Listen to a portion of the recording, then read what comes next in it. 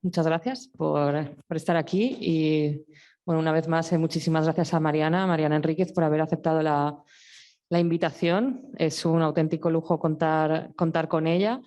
Bueno, en un seminario como Los nombres del miedo, que habla, ¿no?, precisamente de todos estos focos, puntos, objetos y sujetos del miedo, relacionado con diferentes formas de creación y cómo a través de la creación se pueden precisamente nombrar, sublimar, en fin, pensar y idealmente incluso enfrentarnos a los miedos. Pensamos enseguida en contar con esta voz literaria, bueno, que es, en fin, como sabréis, como la conoceréis, una escritora especializada en el género de terror. Y bueno, nos parecía, en fin, pues muy interesantísimo, ¿no?, contar también con esta práctica desde la literatura, ¿no? No desde los artes visuales como las otras intervenciones.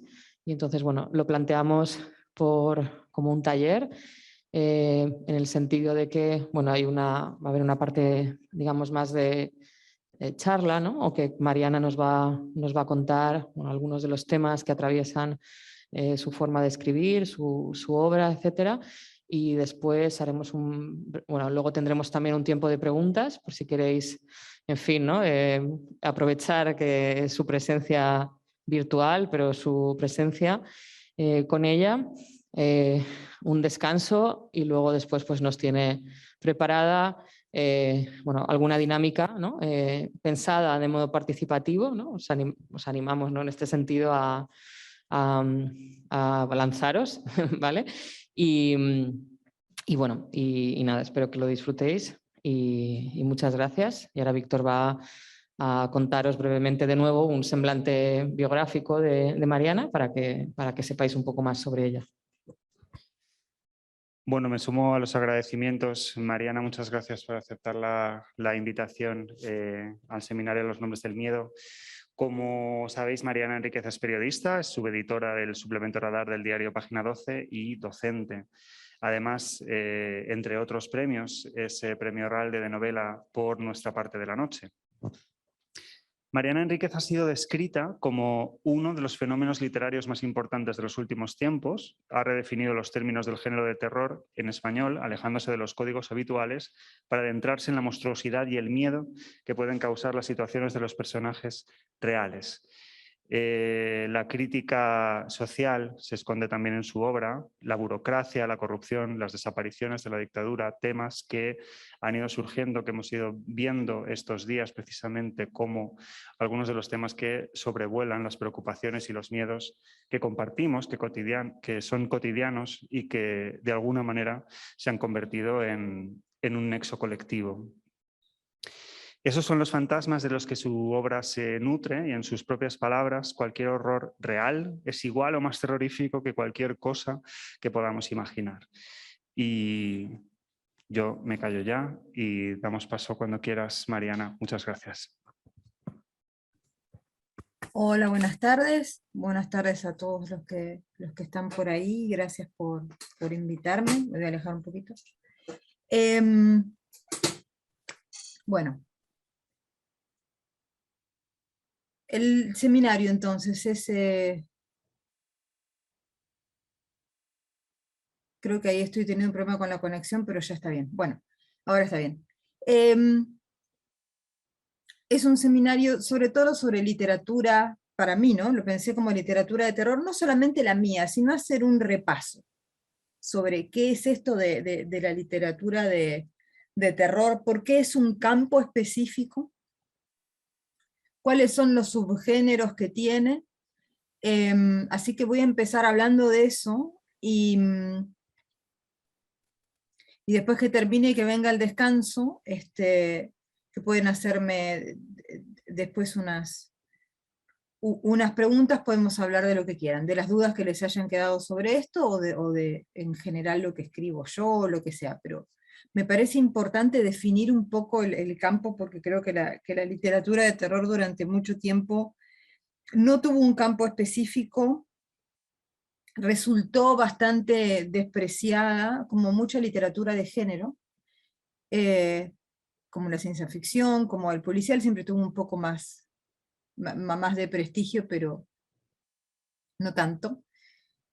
Y es posible que la literatura de terror con sus subgéneros sea sobre lo que estaban hablando recién, sea como, en tanto, pensar la literatura como una expresión escrita o hablada de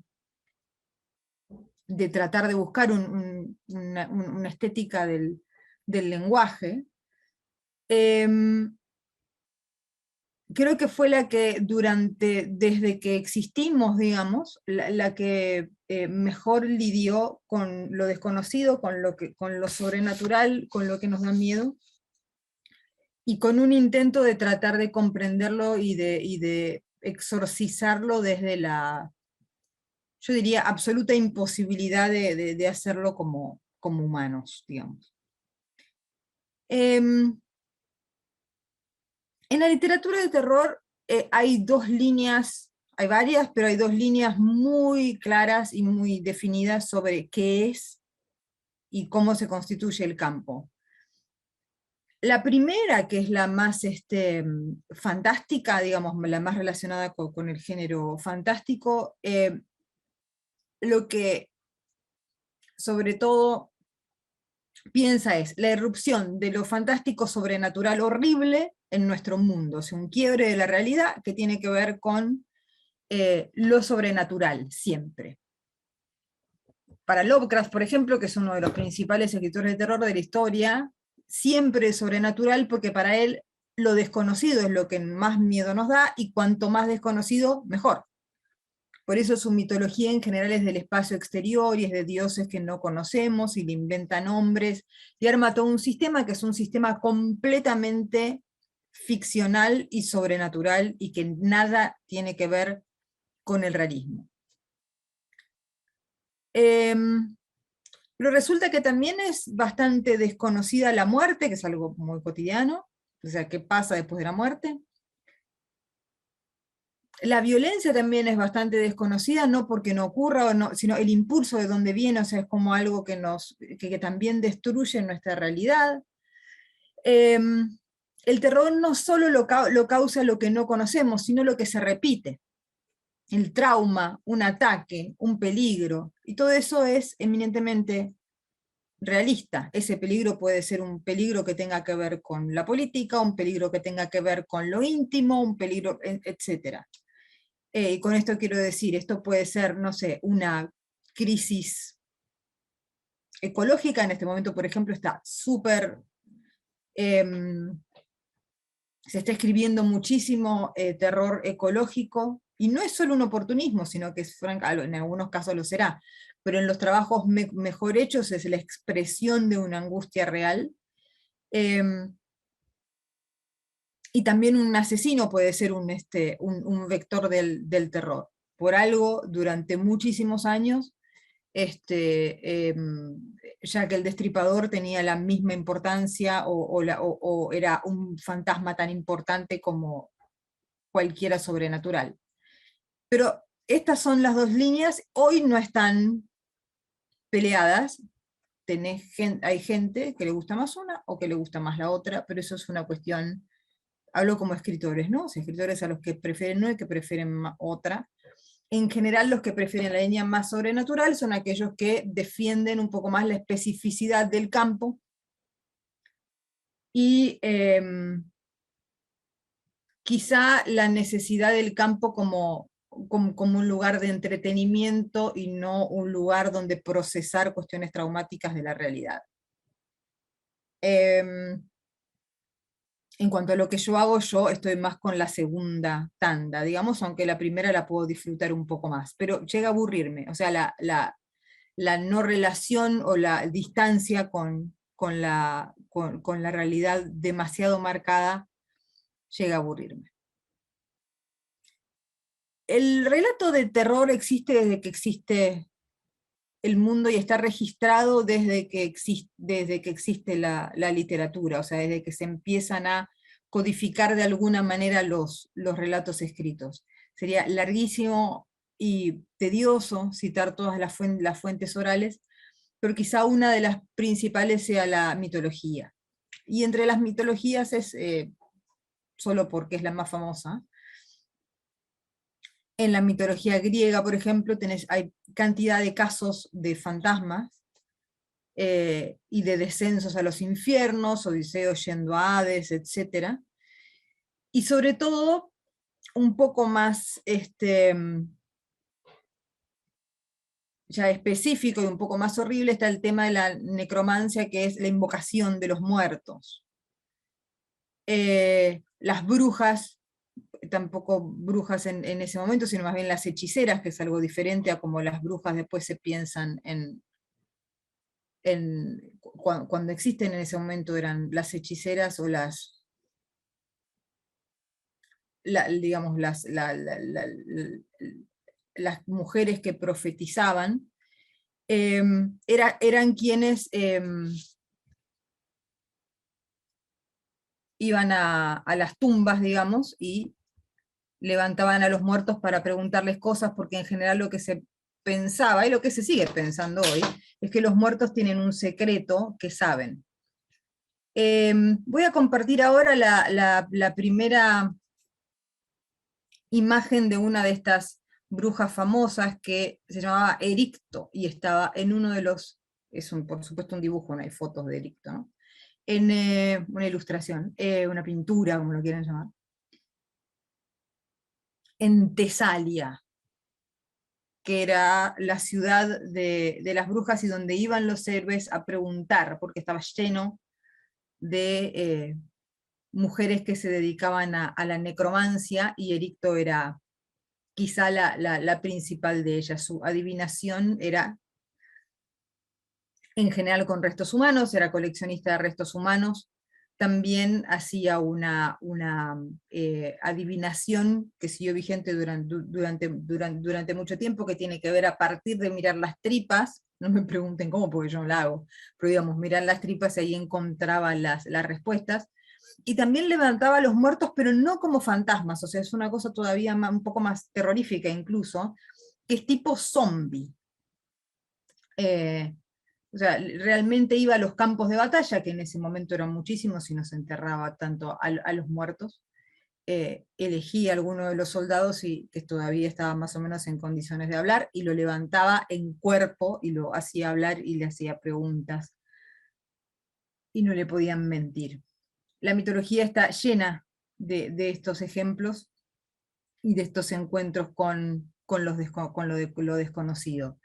La otra gran línea muy posterior, pero que es muy importante para la narrativa de terror y para las narraciones orales, es los cuentos de hadas. Los cuentos de hadas siguen vigentes hasta hoy, y se han hecho cantidad de reinterpretaciones feministas, reinterpretaciones de quitarles cierta densidad, entonces convertirlas en narraciones para las infancias. En fin, han sido infinitamente manipulados, recopilados, etcétera, etcétera. Pero son narrativas folclóricas, orales, y que en general tienen que ver, anónimas, en la mayoría de los casos, o sea, excepto los cuentos de Andersen, que son a la manera de cuentos de hadas, pero tiene un autor, que es Hans Christian Andersen, pero, por ejemplo, lo que recopilan los hermanos Grimm es otra cosa. Y hay un papel muy importante en la transmisión de los cuentos de hadas, que es el papel de las mujeres. Entre otras cosas, porque los cuentos de hadas son, en la mayoría de los casos, primero protagonizadas por mujeres, como si hacemos un repaso brevísimo lo notamos. Blancanieves, Cenicienta, etc. Caperucita Roja, todos son chicas. Hadas, mujeres. Ahora, las brujas. Hansel y Gretel, son chicos los protagonistas, pero van a la casa de una bruja. Ese es uno de los cuentos más específicamente de terror, quizá, que hay. También, por supuesto, Blancanieves, ¿no? O sea. Pero específicamente Hansel y Gretel son dos niños abandonados en el bosque que una bruja engorda para comérselos, o sea, tenemos canibalismo, tenemos abandonos de infancias, tenemos algo que un amigo mío que estudia un poco este tipo de narraciones me decía, esto es uno de los relatos que tiene que ver con el tema de la antropofagia en ciertas épocas de hambrunas, o sea, como se comían, la gente se comía a sus propios hijos. Pero quiero decir, madrastras crueles, hermanastras envidiosas, brujas temibles, princesas que caen hechizadas, etcétera, etcétera. Pero hay algo que, digamos, es más profundo, más allá de las protagonistas femeninas, que es la cuestión del cuidado. Y en eso se entroncan con la tradición del terror. El terror en muchos casos, cuando hablamos de literatura, incluso hoy, tienen que ver con una advertencia. Es un no vayas ahí, no hagas esto porque si vas ahí puede aparecer tal cosa. No insultes a tal persona, porque si insultas a tal persona puede hechizarte, puede mandarte una maldición. No vayas al bosque, porque en el bosque hay peligros, que son peligros que no podemos controlar, que son peligros que tienen que ver con lo humano, pero que también tienen que ver con lo sobrenatural. ¿Quién es el lobo de Caperucita Roja? ¿Es un hombre violador o es un licántropo? O sea, un hombre lobo, una criatura proveniente del folclore. No lo sabemos. Los estudiosos de los cuentos de hadas tienen muchísimas versiones y posibilidades para esto. Pero en todo caso los cuentos de hadas son un antecedente importantísimo, digamos, de literatura oral, donde aparecen las ansiedades personales, los conflictos familiares, las ficciones sociales, cantidades de frustraciones de la vida diaria, a veces sublimadas en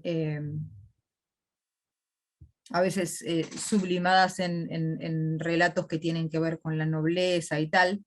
Voy a mostrar una foto de Hansel y Gretel. Denme un segundo, que ya la comparto. Que es de las menos...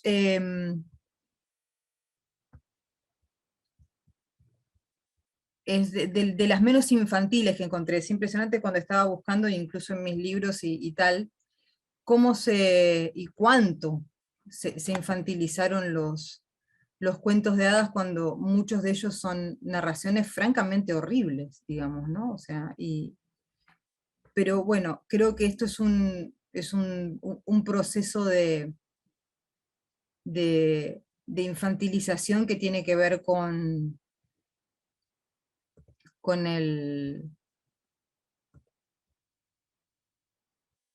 la infantilización también posterior del género de terror. Como si no, creo que lo están viendo, como si no se pudiera después de cierta edad consumir el género de terror. También es una cuestión que tiene que ver con la clase, de alguna manera, ¿no? O sea, son cuentos populares, son cuentos que han sido difundidos en muchos casos por la superstición y por las mujeres. El origen elegante, mitológico, con el tiempo quedó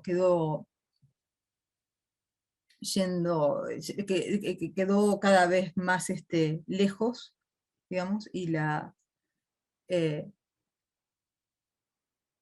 la cuestión de que haya nacido como entretenimiento, incluso Shakespeare, por ejemplo, que es uno de los pocos que sostiene fantasmas en el teatro isabelino, y brujas, en Macbeth, en Hamlet.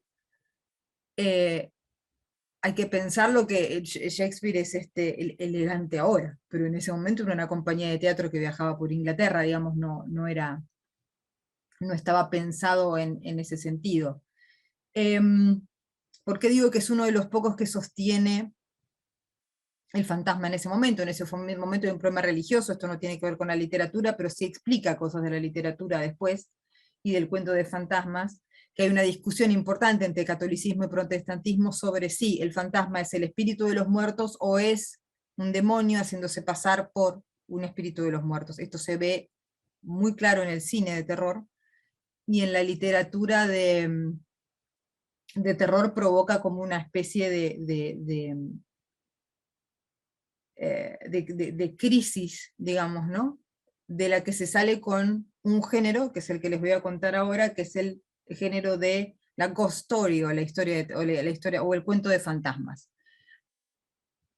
El cuento de fantasmas es otro género típico, se define así en inglés, o sea, como ghost story.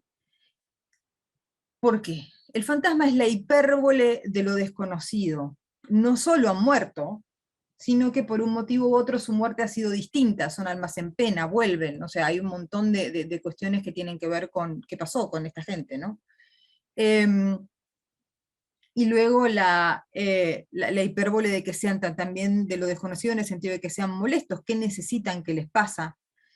Y esto que les decía recién, que es la cuestión de la duda, o sea, ¿por qué les tendríamos miedo? Sí, porque eso es algo absolutamente antinatural, que vuelva un muerto en cualquier forma, pero también le tenemos miedo por esta cuestión que es una cuestión sobre todo religiosa, que es la cuestión de, son los fantasmas, los espíritus de los muertos, en cuyo caso uno les podría tener miedo, pero no tanto, o son demonios, por ejemplo, o espíritus del mal, disfrazándose de gente que uno conoce. Eso hace, digamos, que la historia de fantasmas tenga una adicional. Pero en general, la historia de fantasmas, si bien se codifica en estos dos, digamos, campos, en general la historia de fantasmas mantiene un poco la idea de recurrencia. No siempre. Cuando digo la idea de recurrencia, digo la idea traumática, ¿no? El fantasma que está relacionado con un objeto y que una vez que uno toca ese objeto está encantado por el fantasma que aparece para avisar de una injusticia, o sea, el fantasma que aparece y dice, a mí me asesinaron, es mentira la manera en que me mataron, mis huesos están en tal lugar, quiero que sean recuperados y puestos en el mismo lugar. El alma en pena típica, la mujer a la que le mataron a su hijo o que se murió su hijo y vuelve siempre al lugar de la tragedia a recordarlo. El fantasma en ese sentido se puede pensar como la expresión de un trauma, y tal como el trauma, digamos, no puede salir de ese círculo. O sea, no, sigue apareciendo, sigue contando lo mismo, sigue doliéndole de la misma manera, no puede, digamos, elaborarlo. En el cuento de fantasmas más benévolo, más tradicional, cuando se resuelve esto de alguna manera, cuando se descubre el secreto de por qué esta mujer está vagando, pidiendo por su hijo, cuando el hombre que está pidiendo a veces con herramientas que dan miedo para llamar la atención, sobre todo diciendo me asesinaron por tal cosa, mis huesos están en un lugar diferente al que están enterrados y quiero que se le dé cristiana sepultura y se le da, ese fantasma desaparece. Pero a medida que los cuentos se van llevando cada vez más hacia lo sofisticado, esta idea, digamos, de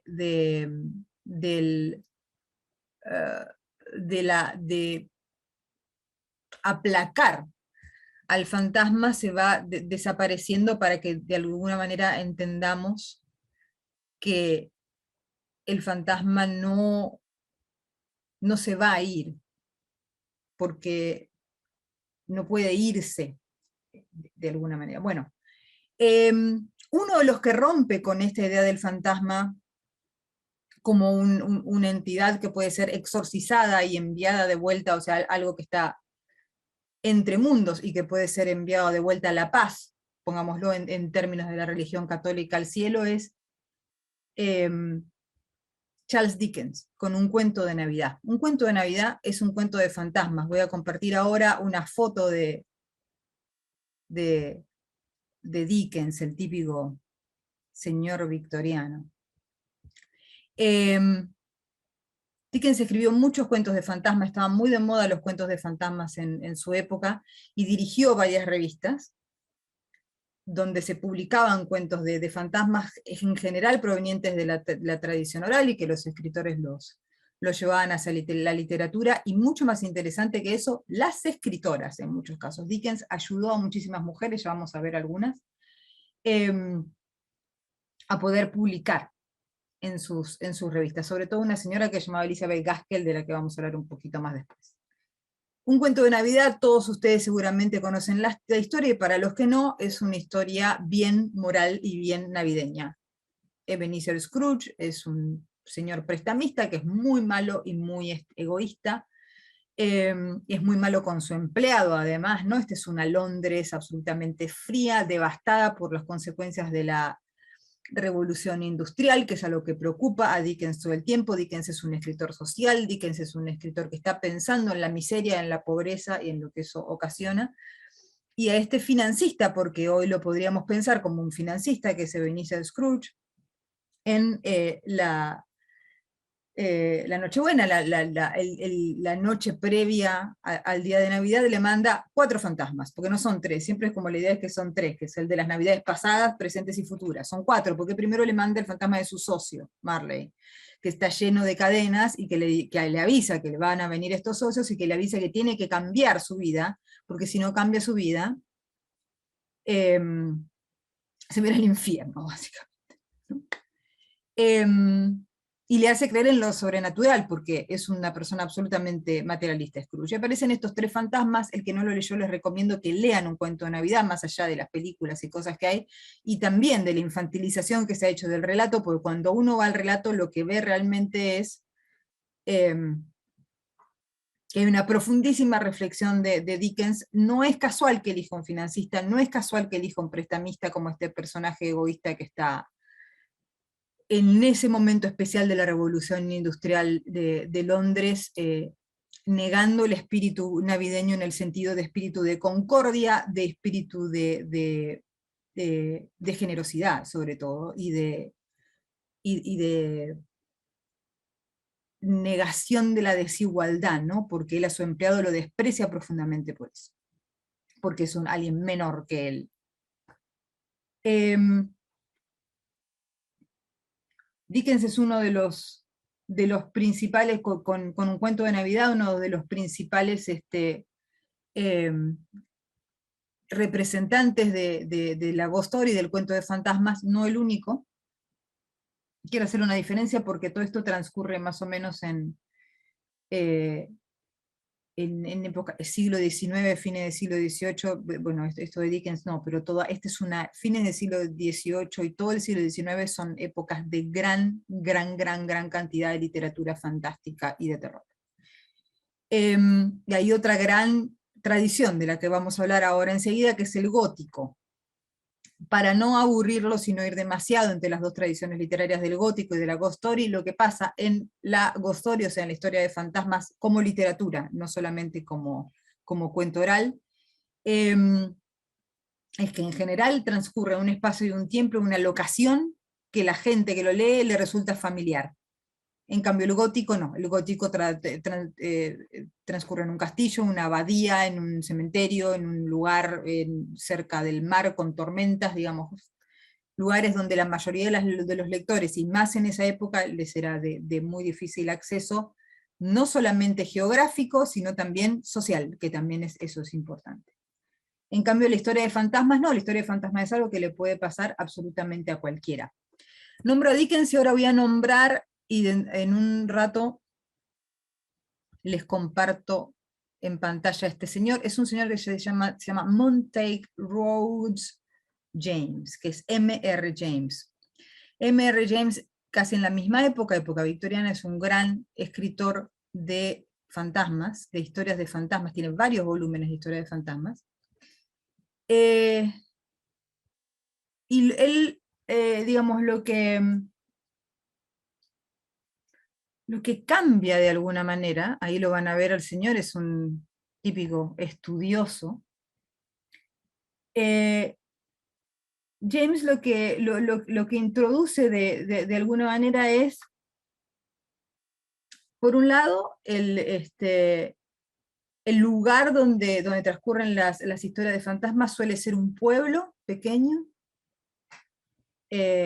muchas veces cerca del mar, en general en Inglaterra, pero también en Francia, pero también en Dinamarca, algunos en Suecia, muchos en la universidad, le interesa mucho eso. En general el protagonista es un estudioso, le interesan mucho los estudiosos, no necesariamente de lo sobrenatural, pero sí los hombres que tienen relación con papeles, con folclore, con, digamos, con un montón de cuestiones que tienen que ver con eso.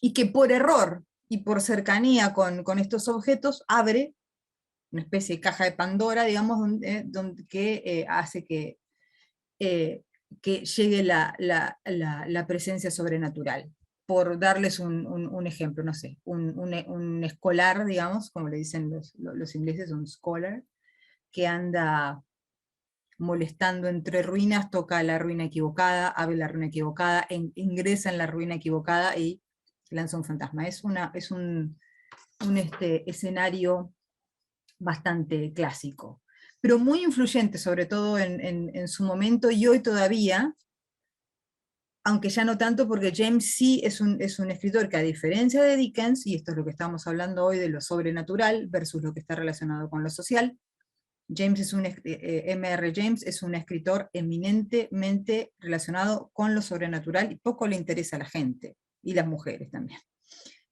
O sea, es un escritor de su protagonista, en general es un estudioso, y un estudioso que a partir de este contacto, sobre todo con las antigüedades, hace aparecer en nuestra realidad un fantasma de otra época. Él decía algo que sí es importante, que tiene que ver con la técnica, y que tiene que ver con la técnica narrativa del terror en general, y de la historia de fantasmas en particular. Que él decía que los dos ingredientes más valiosos para mí que tiene que tener una historia de terror son, primero, que la atmósfera sea manejada con creyendo. Creyendo quiere decir lo siguiente, que uno pueda ver a los protagonistas haciendo sus cosas de una manera plácida, en un escenario más o menos reconocible, haciendo sus cuestiones ordinarias, sin ningún tipo de disturbio, digamos, y en este ambiente muy calmo empieza a aparecer lo ominoso. Primero como algo no tan raro, y después tomando todo el escenario. Esto es una típica progresión, digamos, del relato de fantasmas y del relato de terror en general. Empieza con algo reconocible, más o menos normal, no en todos, después vamos a ver Lovecraft y Poe, donde no se reconoce nada, esto es una locura. Pero, digamos, en estos que, sobre todo, que vienen de otro tipo de tradiciones más relacionadas con lo oral.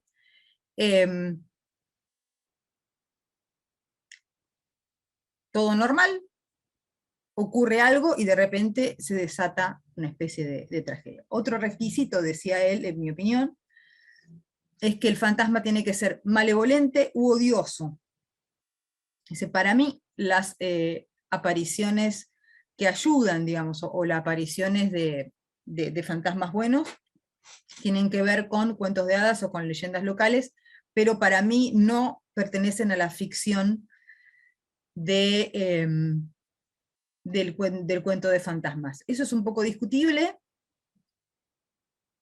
sobre todo teniendo en cuenta que un cuento de Navidad es un cuento de fantasmas que da miedo, y los fantasmas que se le aparecen a Scrooge, salvo uno, que es bastante horrible y es bastante malo, en general lo que quieren es ayudarlo. Los espectros son, más bien, en todo caso. Estamos entonces situados en el siglo XIX todavía, en las historias de fantasmas. Después vamos a ver el gótico del victoriano ahora dentro de poco, pero primero me interesa hablar un poco de qué pasa con las mujeres.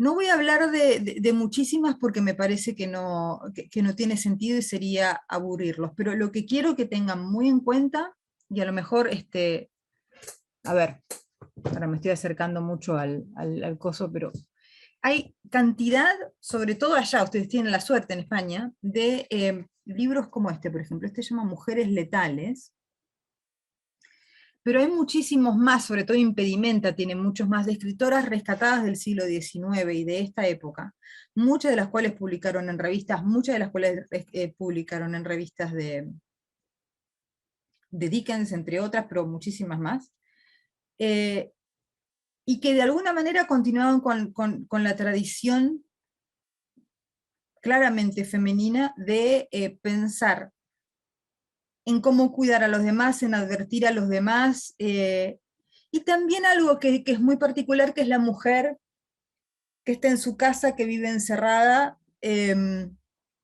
no que vive encerrada en el sentido de que la tengan encerrada de alguna manera, pero que tiene ansiedades de otro tipo. Estamos hablando de mujeres en esta época, en el gótico, después lo vamos a ver como muchísimo más trabajado, eso, que tienen ansiedades propias, entre otras, por ejemplo, que no tienen propiedad, o sea, que son propiedad del marido, que no son ciudadanas plenas, que pueden morirse de parto, que tienen miedos infinitos. Muchas de estas mujeres escribieron muchísimos cuentos de terror, había muchísimas editoras, quiero detenerme solamente para que las vean. Ahora voy a compartir a una de ellas, ya se abre la foto. Esta mujer, que es la primera que vamos a ver, fue una mujer norteamericana, se llama Edith Wharton, ganó el Pulitzer por La edad de la inocencia, y se hizo famosa por eso, porque en general las mujeres se hacen famosas por cosas un poco más respetables. Pero Edith Wharton tiene ahí la estoy compartiendo ya la foto, cuando quieran la pueden ver. Es una foto muy linda que está con sus perritos. Si pueden buscar los cuentos de terror de Edith Wharton, son buenísimos. Norteamericana, siglo XIX, como les decía, una de las grandes representantes de la historia de fantasmas, casi tan representante de la historia de fantasmas como los demás. Tiene una historia especialmente espeluznante, cuyo título les voy a dar, porque debe estar, como todo esto está descatalogado, ya no tiene dueño y qué sé yo, es posible que la puedan encontrar. Es una historia que se llama La Duquesa Orante. Es una historia eminentemente femenina, donde un hombre tiene una esposa, transcurren en Italia, hay muchas de estas historias que transcurren en Italia. Un hombre noble tiene una esposa a la que mantiene encerrada la mayor parte del tiempo, ella tiene un amante, y le hace infinitas crueldades. No les quiero contar toda la historia, pero bueno, ella termina siendo como una especie de fantasma de ese lugar, pero es un fantasma que en realidad, más allá de lo sobrenatural, de lo que nace ese trauma, de lo que nace esa persistencia de la presencia de esa mujer, es de el sometimiento de psicópata a la que la tuvo siempre, a la que la sometió siempre este hombre. La Duquesa Orante se llama, incluso con su no presencia, o sea, el tipo que es el villano del relato casi nunca está en el cuento. Es un cuento espeluznante, porque es uno de los cuentos sobre violencia hacia las mujeres con sutileza. Lo que quiero decir es, no es un hombre que le pega, no es un hombre que la tortura, sí, la tortura, pero la tortura psicológicamente, pero una elegancia en el relato de Edith Wharton, o sea, por algo es una escritora de la talla que es, donde está hablando de violencia contra las mujeres con un texto muy, muy moderno. Un texto menos moderno, pero muy impresionante también, es el cuento de la vieja niñera, de una escritora que se llama Elizabeth Gaskell. Elizabeth Gaskell fue una de las principales escritoras del siglo XIX, de lo fantástico en general, pero no solo, fue biógrafa de Charlotte Brontë, era muy amiga de Dickens, y el cuento que Elizabeth Gaskell se hizo muy famosa, y les voy a mostrar una foto de Elizabeth Gaskell. Ahí está. La señora Gaskell murió, eso es una foto donde era una foto, un retrato de cuando era muy joven, murió grande. Se llama El cuento de la vieja niñera, es un cuento de fantasmas muy famoso. Y de lo que se trata es una mujer, es muy típico, una mujer que está cuidando a una niña, etc. Y fuera de la casa, es un lugar muy inhóspito, en la nieve aparecen y se llevan con ella a la protagonista, que es una niña, una madre con su hija, que están muertas, y que están todo el tiempo dando vueltas alrededor de la casa. Cuando nos enteramos con el transcurso del cuento, porque da mucho miedo a la mamá, da mucho miedo a la nena muerta, son fantasmas especialmente tenebrosos, cuando nos enteramos por qué están errantes, cuando nos enteramos quién las arrojó a esto, cuando nos enteramos qué pasó y cuál fue la violencia que las llevó a esto, que también es una violencia patriarcal, nos damos cuenta que el cuento de la vieja niñera también es un cuento que estaba pensando la violencia contra las mujeres y el desamparo en el que podían caer las mujeres si no cumplían los roles sociales que en ese momento le estaban establecidos. No es que Gaskell haya escrito solo cuentos de fantasmas en este sentido, tampoco Edith Wharton. Me refiero a estos dos porque lo que quiero decir es que a veces pensamos en las escritoras mujeres de esta época como mujeres que escribían lo que su condición de mujeres que no tenían acceso a un montón de cosas les permitía, y no era así. Cuando uno va a los textos se da cuenta que las mujeres están elaborando muchas cuestiones que hoy consideraríamos cuestiones relevantes para nuestra época, en aquella época, y que quizá tenemos una versión un poco paternalista de esas mujeres, ¿no? También nosotros, sin querer. Y mucho más, digamos, cuando llegamos a las mujeres del gótico de las que voy a hablar ahora. El cuento de fantasmas sigue hasta hoy. El cuento de fantasmas sigue presente también en muchas escritoras mujeres, las que vamos a hablar un poco después, que es Shirley Jackson, por ejemplo, o la autora de La Dama Negro, que en este momento no me acuerdo, que es un muy buen cuento de fantasmas. Pero Stephen King ha escrito sobre fantasmas, Peter Straub, Michael McDowell, que es un escritor que les recomiendo, sobre todo un libro que se llama bueno, no me acuerdo el nombre. Bueno, lo que quiero decir es que el cuento de fantasmas sigue con total persistencia, y en este momento ya los elementales, perdón, ¿se llama? En este momento el cuento de fantasmas se ha vuelto casi un sinónimo de expresión de traumas de cualquier tipo. Son muertos que vuelven y son muertos que no están en paz por los motivos que sean. El cuento de fantasmas es universal. El cuento de fantasmas, no voy a hacer un repaso por todos los cuentos de fantasmas de todas las culturas, pero sí voy a hacer una diferenciación absolutamente básica y arbitraria, les aclaro, entre lo que son los cuentos japoneses, por ejemplo, de los cuentos de fantasmas japoneses que están absolutamente codificados, es una cosa infernal el nivel de codificación, se llaman yurei, y el cuento de fantasmas del que ya hablamos, que es el cuento de fantasmas occidental. Ahora les voy a hacer como una pequeña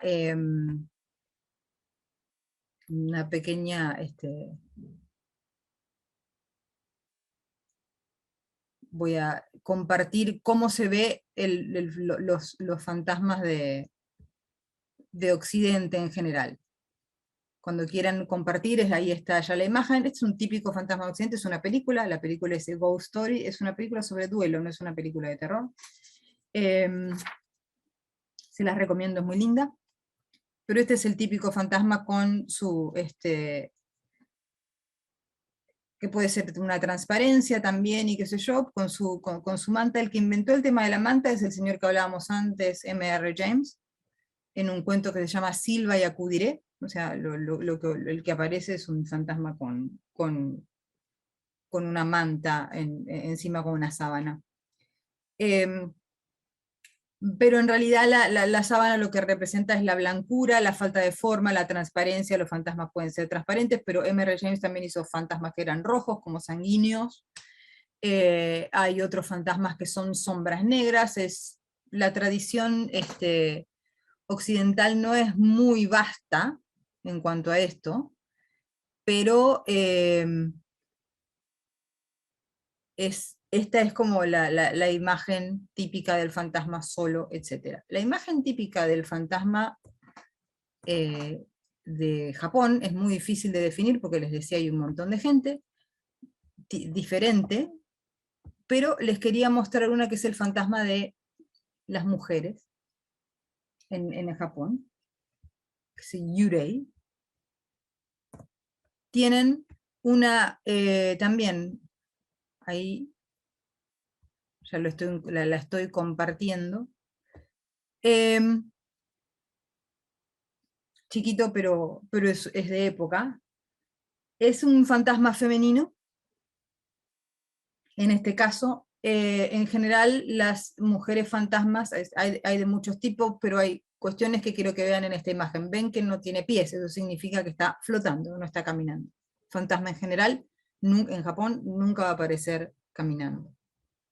Son bastante implacables. El encuentro con un fantasma no suele ser un encuentro inocuo para el que se encuentra con el fantasma. Suelen ser muy vengativos y muy crueles, o sea, son la expresión más brutal del trauma, la expresión vengativa del trauma. Ellos no quieren que les arregles la vida, sino que sufras como ellos sufrieron. Y ven que tiene el cabello suelto. ¿Por qué tiene el cabello suelto y negro? Solo así, en cierta época, podríamos saber que una mujer estaba muerta, porque durante toda su vida, en cierta época, a las mujeres japonesas debían llevar el cabello sí largo, si querían, pero siempre recogido. El cabello suelto y negro, como tienen las mujeres japonesas, oscuro, solo ocurría en la tumba, en el ataúd, cuando se soltaba el cabello o cuando estaban durmiendo, pero en general era en la tumba y en el ataúd. Por eso cuando ven películas de terror japonés, vieron que las chicas de las películas de terror japonés suelen tener el pelo largo y suelto sobre la cara. Es por eso, están hablando de los fantasmas del folclore.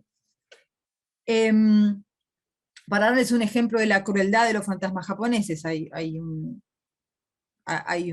mujer fantasma que recorre las calles.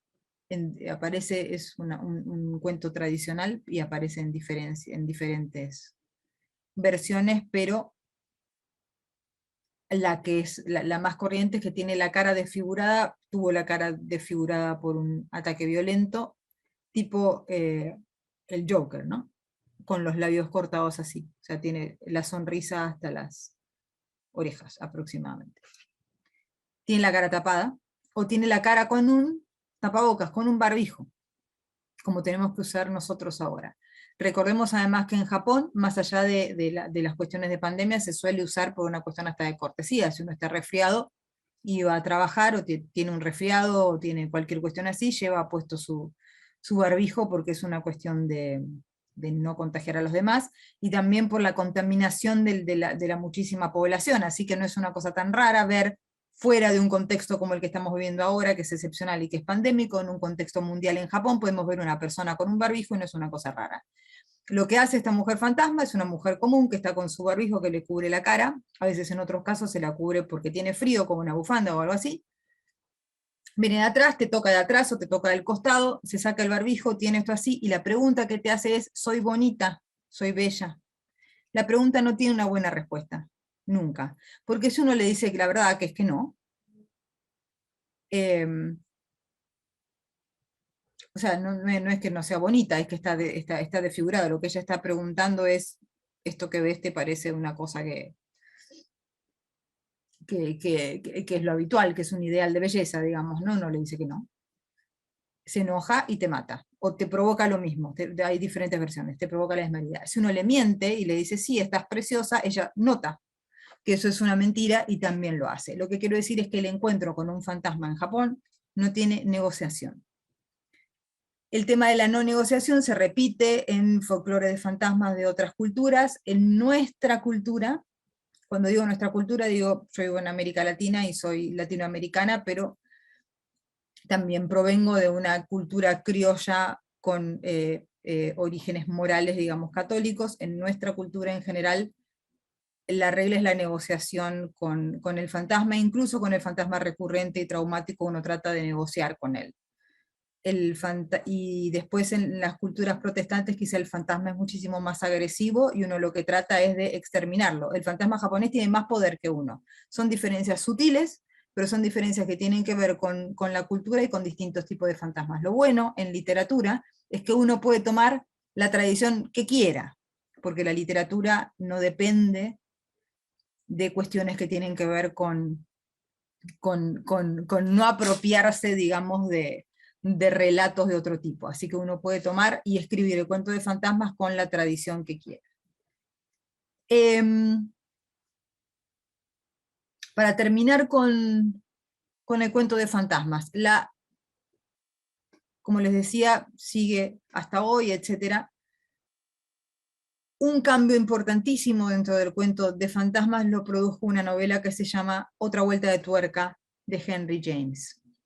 Henry James es un escritor, era un escritor norteamericano que vivió durante casi toda su vida en Inglaterra, y que escribió este relato que introduce algo muy fundamental para el relato de fantasmas, que es la narradora en la que no podemos confiar, o el narrador en el que no podemos confiar.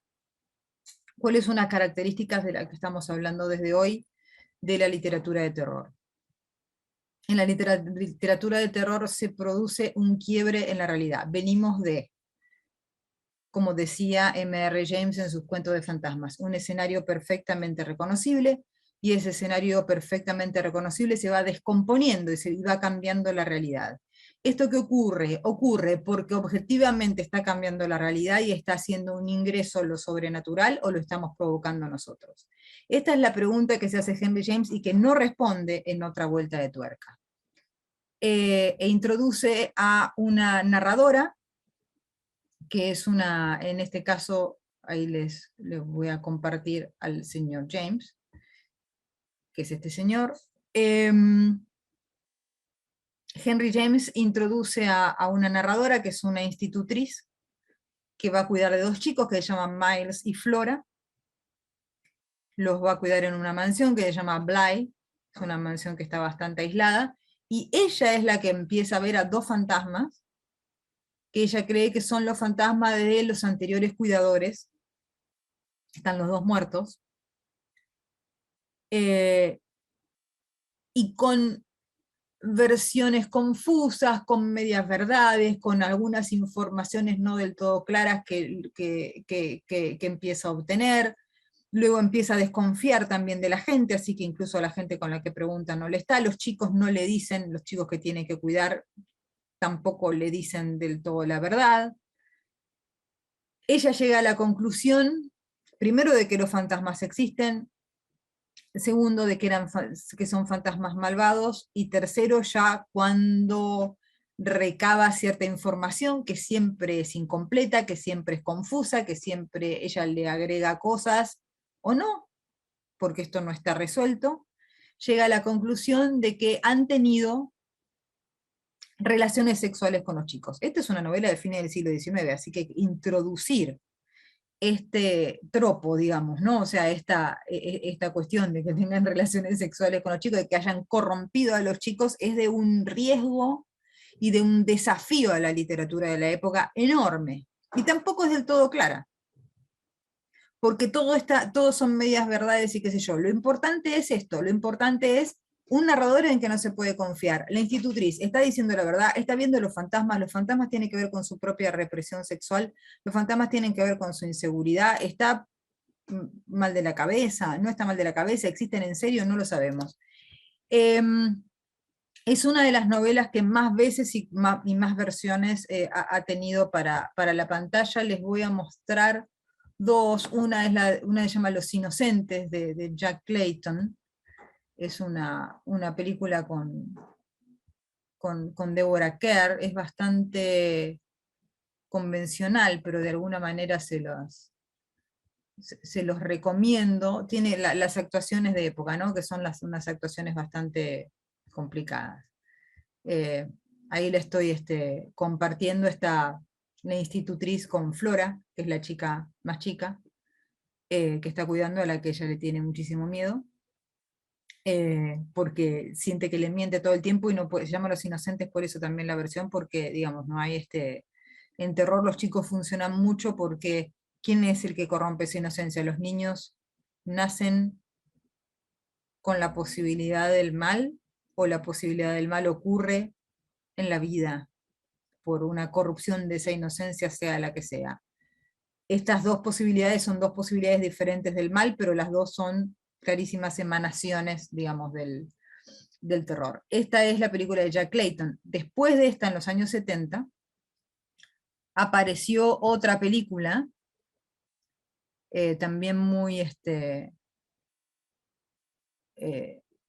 muy popular en su momento, pero que es muy, ¿cómo decirles? Es muy moderna, porque es una precuela. Es una película que cuenta lo que pasa antes, o sea, es la película que te cuenta lo que Henry James no cuenta en su novela, porque Henry James nunca dice si es verdad que estos dos señores, señor y señora, son un hombre y una mujer, eran amantes, como piensa la institutriz, corrompieron a los hijos o no. Esta película se llama Los que vienen con la noche, o The Nightcomers, ese es Marlon Brando, yo la estoy compartiendo para cuando puedan mostrarla. Ese es Marlon Brando, esa es La mujer, es una película erótica. Marlon Brando ya está como en su etapa más, no me importa nada de Marlon Brando, digamos. Y es eso, es una precuela que toma la decisión acerca de los tonos sexuales que están bastante más insinuados en la novela de Henry James. La novela de Henry James, que tiene su última adaptación hace poco, está en Netflix, estaba hasta hace poco en Netflix, a mí no me gustó, pero eso no tiene importancia, que es La maldición de la mansión Bly, creo que se llama. Apenas la vi, así que no les puedo decir nada sobre eso, pero lo que importa en literatura es la introducción, como les decía, del narrador en el que no podemos confiar. O sea, el narrador que está implícito en toda narración de terror, que esto es de verdad algo que viene desde lo desconocido o algo que viene desde la realidad. ¿Dónde estamos situados? En el medio de una persona que cuenta, o hay un narrador que cuenta, o hay un personaje que cuenta, que no lo sabe y que llega a una conclusión que es una conclusión arbitraria. Hasta ese momento, toda la narración de terror tenía mucha seguridad, o sea, esto estaba pasando, era sobrenatural o estaba loco, no importa, pero había una decisión acerca de lo que estaba ocurriendo. Cuando aparece otra vuelta de tuerca de Henry James, lo que aparece es la duda, la incertidumbre, y en ese sentido quizás es la primera novela de fantasmas y la primera novela de terror moderna, en el sentido de que plantea algo que es muy de nuestros tiempos modernos, que es la absoluta incertidumbre, o sea, lo que está pasando pasa o no pasa. O sea, lo que estamos viendo es la realidad o no. Es una interpretación nuestra, tiene que ver con una superstición, tiene que ver con que estamos sugestionados, tiene que ver con que realmente estamos viendo algo que no.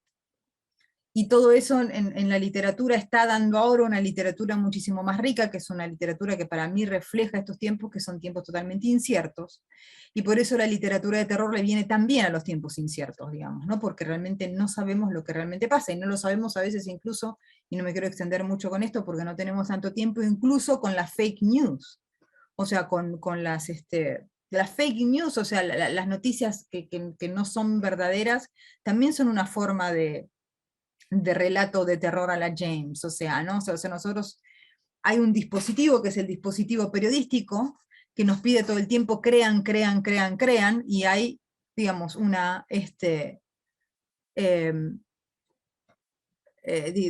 digamos, una forma de manipular esa verdad que hace que nosotros creamos cosas que son mentiras, entonces no podemos estar seguros de qué pasa realmente. Y no estar seguro de qué pasa realmente hace que no podamos leer la realidad. Y no poder leer la realidad hace que la realidad se quiebre y que estemos viviendo en un mundo en el que estamos como caminando sobre el hielo, y eso es profundamente terrorífico. Por eso el relato de terror funciona bastante bien en nuestras en nuestras épocas. El relato de terror, a ver a qué hora estamos. Ah, falta. Bueno. El relato de terror tiene además monstruos. Monstruos, están los monstruos reales, que pueden ser los asesinos seriales, pueden ser los asesinos de masas, puede ser tu vecino que te enloquece, puede ser, etcétera, etcétera. Pero hay 3 monstruos que son, sacando al fantasma del que ya hablamos, 3 monstruos clásicos, por los que voy a pasar casi con un sobrevuelo. El primero es el vampiro. Del vampiro hay un poco más que decir, pero debería dar una clase de vampiros, no una clase de terror. Lo que sí puedo decir del vampiro es que el vampiro se va acomodando a su época. El vampiro empieza como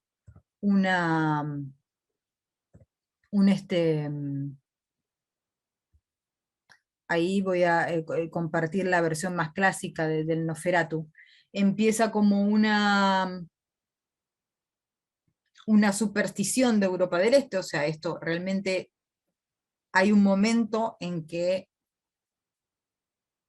la gente no sabe cómo se transmite una enfermedad, entonces toma la decisión de que en realidad lo están transmitiendo muertos que salen de la tumba y salen para morderte, y de esta manera el vampiro representa como el primer contagio.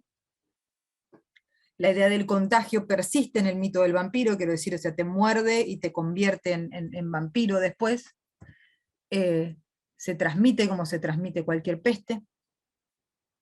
Pero hay un momento donde esto realmente ocurre y empieza a ir un montón de gente de Occidente, digamos de Europa Occidental, sobre todo a lo que hoy es el territorio de Serbia, etcétera, era donde más pasaba, a ver qué era lo que estaba sucediendo, y ahí empieza el mito del ajo, que tiene que ver, el ajo es un olor más fuerte que la putrefacción en general, ¿no? O sea, etcétera. Hay con un montón de cuestiones, pero no voy a extender porque, insisto, tendría que dar una clase sobre vampiros.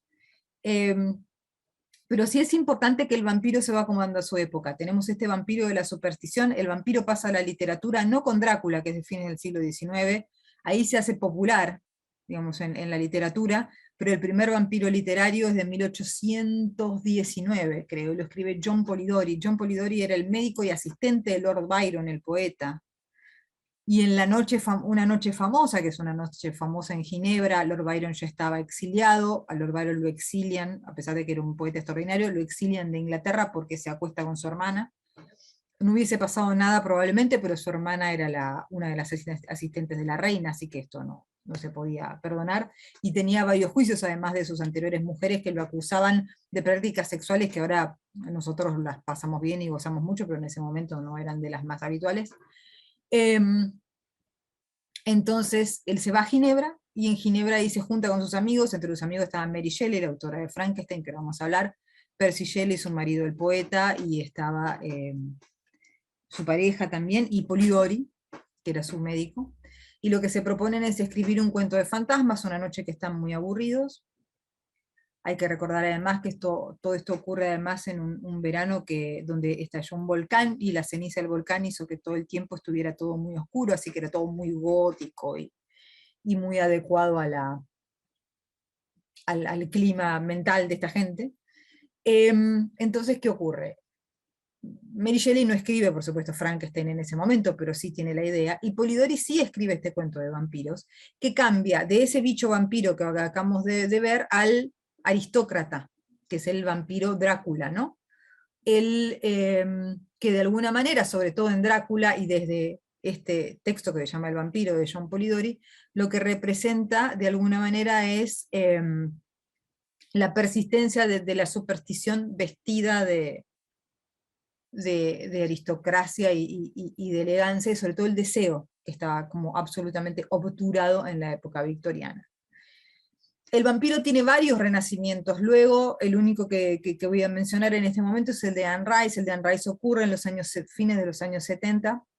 Anne Rice escribe Entrevista con el vampiro, que es una novela totalmente anticipada a su época, donde hay 2 vampiros varones, uno de los cuales para retener al otro, uno es Lestat, el otro le llama Luis, para retener al otro, lo que hace es hacerle una hija, o sea, lo que hace es transformar una niña que se estaba muriendo de todos modos. Esto transcurre en Nueva Orleans, esto es importante, o sea, los vampiros cruzan de Europa al Nuevo Mundo. Pero es un Nuevo Mundo que es Nueva Orleans, o sea, con muchísimas influencias europeas todavía. Y de mezcla. Y esta niña que se llama Claudia es como la hija de la pareja de vampiros, se arman como una familia queer, es una cosa rarísima leer esa novela. Aparece en 1978, en pocos años, la novela le va muy bien, pero en pocos años ocurre la crisis del SIDA, y una vez más la sangre, el deseo, lo prohibido y la muerte empiezan a estar relacionados. El vampiro suele tener una, digamos, una especie de vida en este sentido, o sea, es un monstruo súper lábil en cuanto a las interpretaciones que se le pueden dar. Incluso ahora, digamos, con la saga Crepúsculo y todo eso que es para adolescentes, sin embargo, cierto reflejo del hipercuidado de las juventudes y de las infancias, y de sacarlos de esa cuestión riesgosa que tuvo la imagen del vampiro en el SIDA. Muchos de ustedes quizá vieron la película El Drácula de Coppola, ¿no? Que tiene como toda esta cosa hiperromántica, etc. Pero para que vean el cambio, ustedes recién vieron Nosferatu, y lo vieron a Max Schreck, es el actor ese, haciendo del conde Orlok, se llamaba, porque en ese momento todavía estaba la familia viva, había parte de la familia de Bram Stoker, el autor de Drácula vivo, y no se los permitió. Pero este es Brad Pitt, o sea, pasó de ese bicho espantoso a ser totalmente. Una de las cosas además que pasó fue la grandísima diferencia de nuestra sociedad en cuanto a la idea de la muerte. De la muerte como algo cotidiano, las epidemias, todo el tiempo se muere gente, el pueblo donde hay 500 personas desaparece porque se mueren todos de una enfermedad, etcétera, etcétera. Empieza a aparecer la posibilidad con la penicilina, las vacunas, etcétera, de vivir muchísimos años, y el deseo de la inmortalidad, digamos, porque es algo que empieza a aparecer como una especie de posibilidad, digamos, absolutamente antihumana de alguna manera, pero bueno, empieza a aparecer. Entonces el vampiro deja de ser un monstruo al que nadie quiere y empieza a ser un monstruo deseable. O sea, nosotros queremos que nos muera Brad Pitt, no solo porque Brad Pitt es bello, sino porque Brad Pitt nos va a dar la inmortalidad, que es algo que deseamos. Rápidamente, otros dos monstruos que no son tan literarios, pero que pertenecen al terror, es el zombie. El zombie representa como el descerebrado, muerto que vuelve a la vida, pero que vuelve a la vida sin conciencia, o sea, a diferencia del vampiro que vuelve a la vida con conciencia, y que de alguna manera representa, por un lado, el hiperconsumo, o sea, porque todo el tiempo quieren cosas, quieren comer, en este caso quieren matar, no tienen racionalidad, o sea, es como una especie de conducta civilizada / salvaje al mismo tiempo. Y por otro lado, la metáfora militar, o sea, el zombie es aquel al que hay que matar y exterminar porque viene por nosotros, pero no tiene cerebro, no tiene humanidad, no es un otro. O sea, sí es un otro, pero no es un otro que tenga humanidad al que tenemos que exterminar. Por eso hay poca literatura sobre zombies. En los últimos años se hicieron como crossover Jane Austen con zombies y qué sé yo, pero no es un monstruo eminentemente literario, como tampoco es el licántropo, el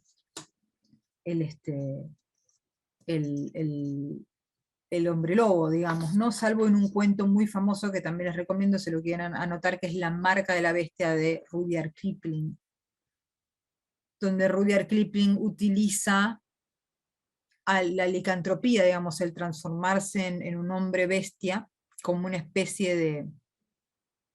A ver, hay un oficial británico en India que es mordido por un... O sea, que primero comete una especie de profanación de un dios, el dios mono, Hanuman, indio, le apaga un cigarrillo a una representación del dios mono. Hay un sacerdote del dios mono que ve esto.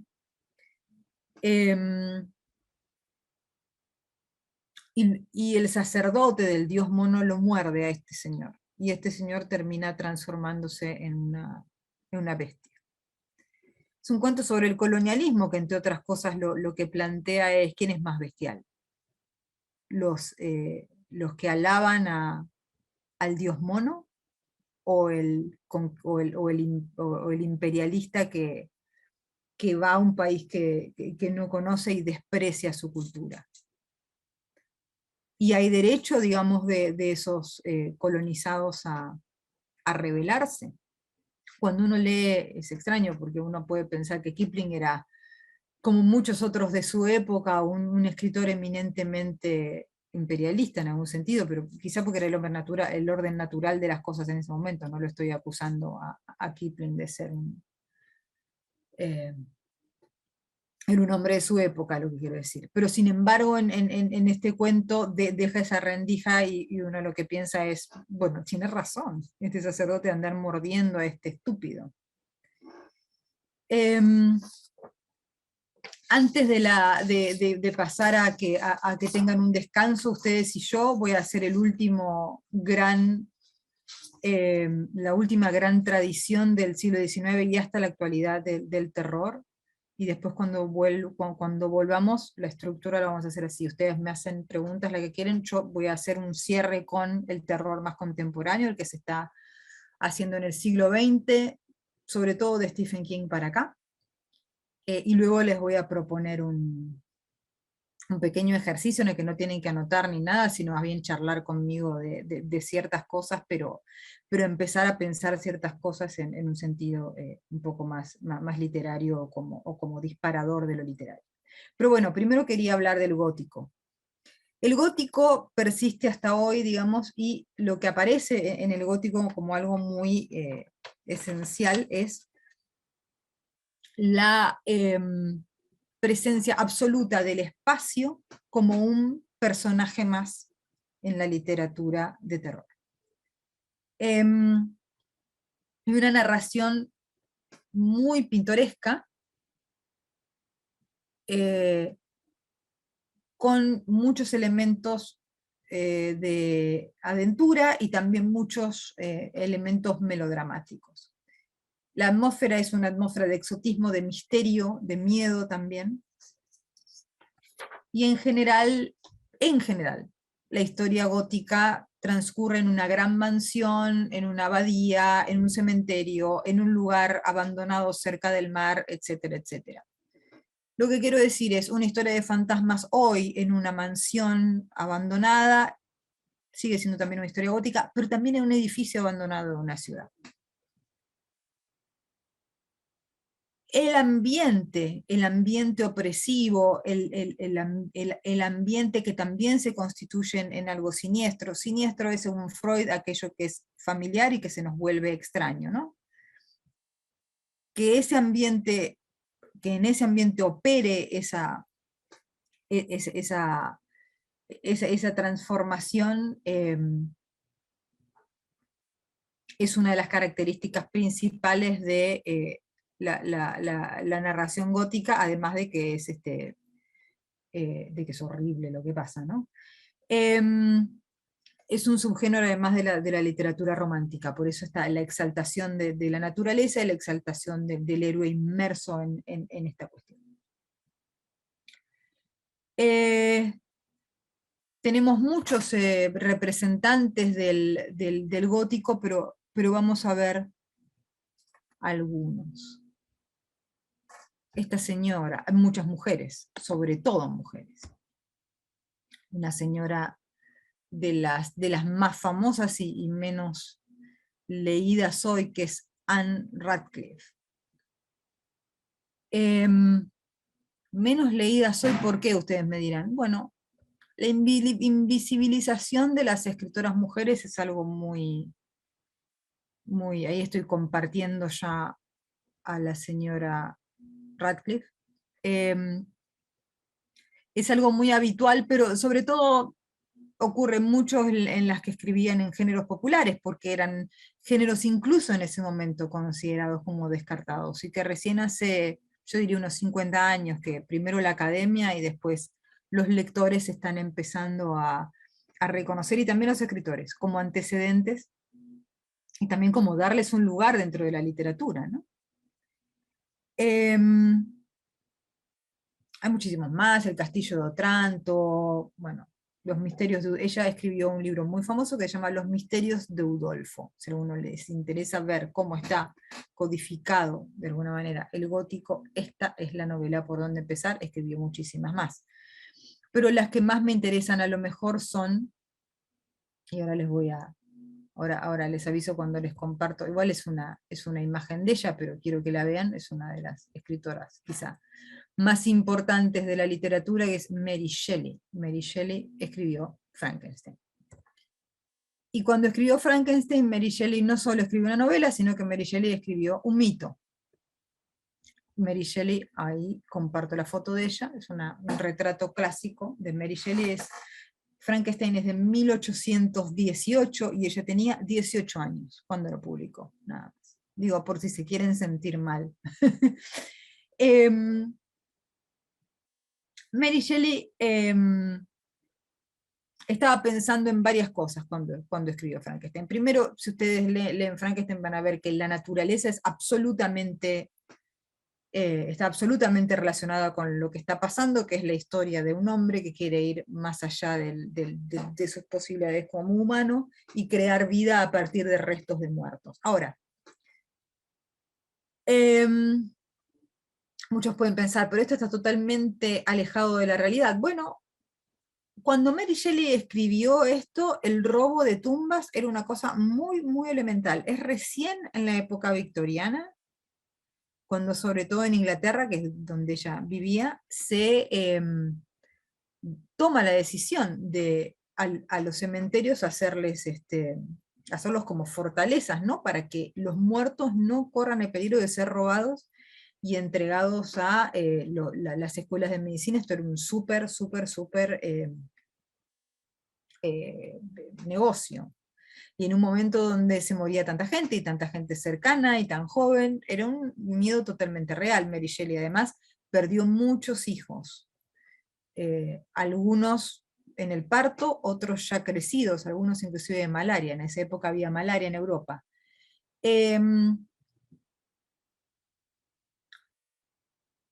Hay algo, si uno hace una lectura muy particular de Frankenstein, de esto de intentar dar vida a algo que está muerto, y que esa vida sea una vida que no es una vida, ¿no? Que es totalmente solitaria y antinatural y dolorosa, que tiene que ver con sus propias pérdidas y quizá con el propio procesamiento procesamiento se dice así, cómo va ella procesando esas pérdidas y darse cuenta que debe entregarle sus hijos a la muerte, y que no debe luchar contra la muerte, porque cuando se lucha contra la muerte, ¿qué ocurre? El monstruo de Frankenstein. Es muy oscuro esto. Y también está pensando, por supuesto, en las capacidades estamos al comienzo, todavía no estamos quizá en el momento más espectacular de la revolución industrial, pero sí estamos en un momento donde la ciencia es cada vez más importante, donde la ciencia es cada vez más popular, donde realmente el capitalismo empieza a convertirse sin duda en el modo de dominación, las fábricas, etcétera. O sea, ella está viviendo un momento casi de transición, y como toda persona que estamos viviendo un momento de transición, tiene un montón de miedos acerca de hasta dónde va a llegar esto. O sea, hasta dónde van a llegar los avances de la medicina, los avances de la ciencia, los avances de la técnica. O sea, esto va a ser capaz de enfrentarse con la naturaleza humana más que con Dios, porque Mary Shelley no era una mujer especialmente devota. Esto es el gótico más relacionado con lo fantástico. En el gótico más relacionado con otro tipo de narrativas, la escritora quizá, hay muchas, pero quizá la escritora más importante, y ustedes me dirán, pero esta es una escritora que escribe horror. Sí, escribe horror, claro que escribe horror. Charlotte Brontë. Es posible que muchos de ustedes hayan leído Jane Eyre, entonces me digan, pero Jane Eyre no es una novela de terror. Piénsenlo de vuelta, Jane Eyre no es una novela de terror. O sea, ¿en qué estamos pensando cuando estamos pensando en terror? Es una novela gótica. Y es una ahí estoy compartiendo un retrato de Charlotte Brontë, que aparentemente está muy bonita en esta. Aparentemente no era tan bonita. Charlotte Brontë en Jane Eyre lo que plantea es una mujer, empieza con una mujer arrojada, una joven en realidad, arrojada a una habitación donde supuestamente hay fantasmas, así que empieza con una escena de terror, no sabemos si hay fantasmas o no hay, y que cuando es institutriz también va a una casa aislada, a la manera de Henry James, donde hay un hombre que es un hombre absolutamente atractivo y demoníaco, y este hombre, demoníaco en el sentido de Milton, ¿no? O sea, como... Y este hombre tiene encerrada en una habitación a su verdadera esposa, que es... que está, que ha sido traída de las colonias y que está encerrada ahí porque se ha vuelto loca. ¿Por qué se ha vuelto loca? Por el cambio, quizá, no lo sabemos. Pero Jane sabe de la presencia de esta mujer porque la escucha llorar por la noche, esta mujer muerde además, es casi... en algún sentido es casi ¿cómo decirlo? Una especie de piedad que le hace Rochester, que es este hombre de tenerla encerrada ahí, porque encerrarla en una institución psiquiátrica, en un manicomio, digamos, en la época victoriana hubiese sido una crueldad todavía mejor. Al menos ahí tiene una enfermera y qué sé yo, y hace lo que puede, pero él es un mentiroso. Y de muchas maneras es un canalla. Cumbres borrascosas de la hermana de Charlotte Brontë todavía es aún más terrorífico y es aún más gótico, o sea, el paisaje de moors, como le dicen en Inglaterra, que es el páramo, lo más parecido de lo que podemos llamarlo en español, es absolutamente central a la historia.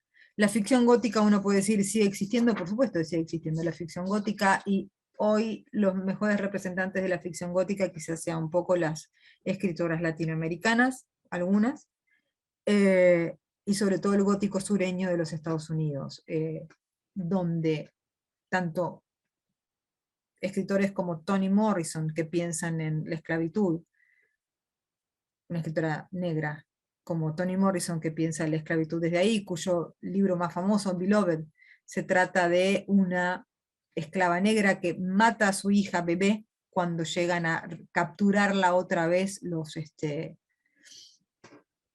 los cazadores de esclavos escapados, porque no quiere que su hija, prefiere que su hija muera a que su hija pase por el calvario que pasó ella y su mamá y todas las mujeres que ella vio. Beloved quiere decir querida, y habla de la precariedad de esta mujer, el título incluso, porque Beloved es todo lo que tuvo dinero para poner en la lápida de su hija, no pudo poner Beloved y el nombre de la nena. La tuvo que enterrar solo con querida. Esa nena aparece como fantasma. Y esa nena aparece como fantasma en toda la novela, y lo que esa niña representa es la culpa de su mamá, la existencia de un territorio maldito que no puede ser exorcizado porque el crimen que se cometió ahí es un crimen que no puede ser exorcizado, la eterna presencia de ese crimen, que es un crimen que no va a desaparecer nunca, el trauma de un país. De la misma manera, William Faulkner en muchísimas novelas hace algo parecido, pero sobre todo el clima de las novelas de William Faulkner y de otros escritores de gótico sureño, como Flannery O'Connor, como Kay Chopin, hay muchísimos, es la idea de una tierra, un territorio marcado por algo maldito que no puede ser exorcizado. Todo lo que salga de esa tierra en algún momento desembocará en el mal.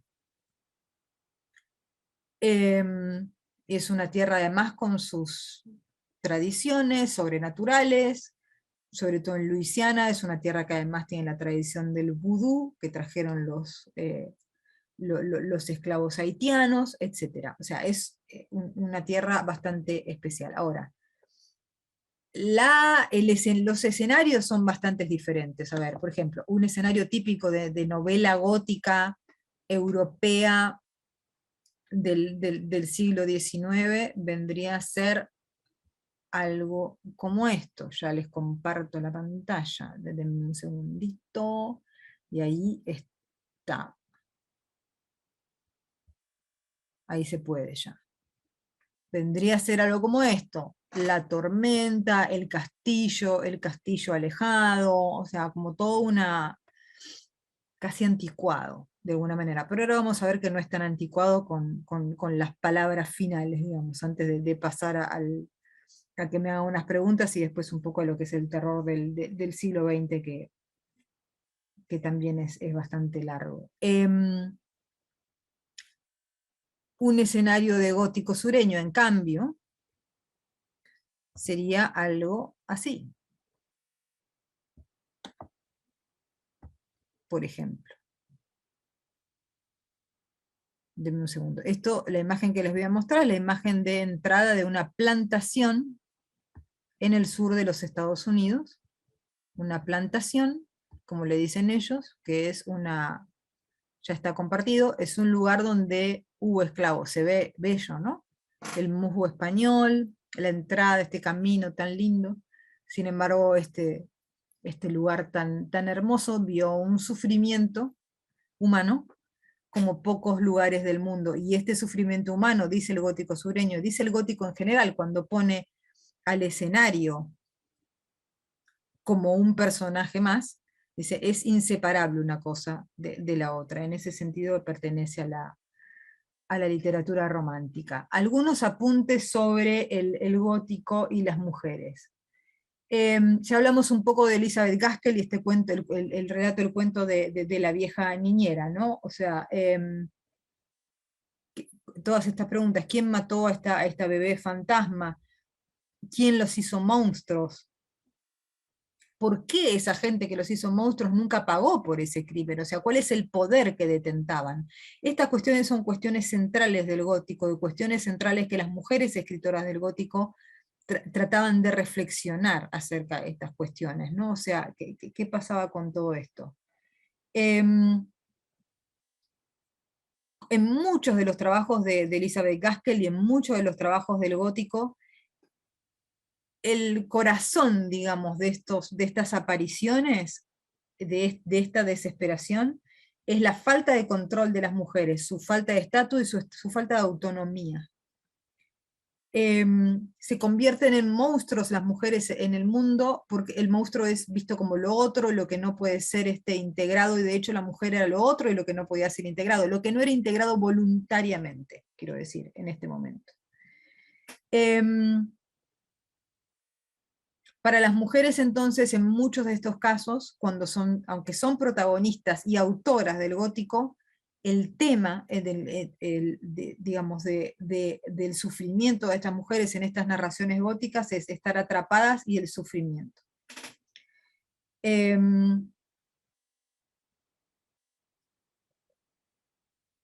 Y muchas veces ese hombre, que es el hombre que es la pareja y que de alguna mente es el dueño, suele ser el asesino o el abusador. Y muchas veces el casamiento o la compañía lo que trae consigo es esto, o sea, no trae excepcionalmente. Y en muchos casos, en los casos de los escritoras, sí, eran relaciones las que tenían con sus maridos, amorosas y eso, y en muchos de los casos ellas podían pensar en estas realidades porque vivían una realidad que era completamente distinta. Así que no estamos hablando que todas las mujeres del gótico estaban sufriendo esto, sino sencillamente que es un género que vehiculizaba y visibilizaba muy bien cuáles eran las angustias de las mujeres de esta época, de aquella época, muchas de las cuales fueron solucionadas: la ciudadanía, la propiedad, la patria potestad de los hijos, la violencia es diferente, aunque siga ocurriendo, es diferente, no es no es tan naturalizada. Que no siempre tenga justicia no quiere decir que esté naturalizada. Tenemos que diferenciar claramente eso, si tenemos que entender la diferencia entre estas dos cuestiones. Entonces, estábamos hablando de que los discursos sobre lo que era una mujer bella, los discursos sobre la heteronormatividad, los discursos sobre la realidad de la violación y de la violencia doméstica y de las expectativas sociales y de los hombres predadores y del abuso también en las relaciones queer, no solamente en las relaciones normativas, digamos, de hombre y mujer, la objetivación del cuerpo de las mujeres, los procedimientos médicos no deseados, etcétera. Tenemos que pensar que digamos, hay países donde todavía se castra a las mujeres por el Estado, o se hace la infibulación, por ejemplo en algunos países, que es el corte del clítoris a las niñas, etcétera. Todas estas cuestiones son cuestiones que la literatura gótica tematizó, problematizó, y que hoy mismo puede seguir haciendo, porque no todas estas cuestiones han desaparecido, muchas sí. Hay una novela gótica bastante famosa de Anne Brontë, la última de las hermanas Brontë, que se llama El inquilino, ya les digo, porque hay muchísimas, lo puedo decir en inglés, pero no en castellano, pero no importa. De lo que se trata, la novela, es una novela de una mujer que abandona a su marido borracho y se va a vivir a otro lugar. Esto no pasaba, no había manera de que esto pasara, esto era casi como un robo, digamos. Era ilegal dejar a tu marido. La inquilina de Wildfell Hall, Wildfell Hall es donde ella vive en ese momento. Eso no pasaría ahora uno se divorcia y ya, pero hay otras maneras de estar atrapado en una relación infeliz, y eso puede ser trabajado con el gótico. Bueno, ya hablé un montón. Vamos a tomarnos un descanso, que ahora me determinarán de cuánto es, y después podemos hacer dos cosas. Pueden pueden traer algunas preguntas, o yo les puedo terminar este repaso ya entrando en el siglo XX y recordando a un escritor que me quedó colgado del siglo XIX y que todavía sigue siendo muy importante, pero que solo lo quiero repasar, que es Edgar Allan Poe. Pero nada, descansemos un poco, yo me voy a tomar una agüita, y ustedes andan por ahí, que están más libres que yo, y después vamos a preguntas y terminamos un poco con el horror del siglo XX, que es un género absolutamente actual y pertinente. Así que los veo en un rato. Sí, gracias Mariana. Quedamos, ¿cuánto te parece? No, ¿cuánto les parece a ustedes? No, a mí me da igual, yo estoy en casa, así que... ¿15 minutos es poco? ¿Queréis un poco más? ¿15 bien? ¿Cómo les parezca a ustedes? ¿Cuán cansados están? Vamos a decir 15 porque luego tardamos 20.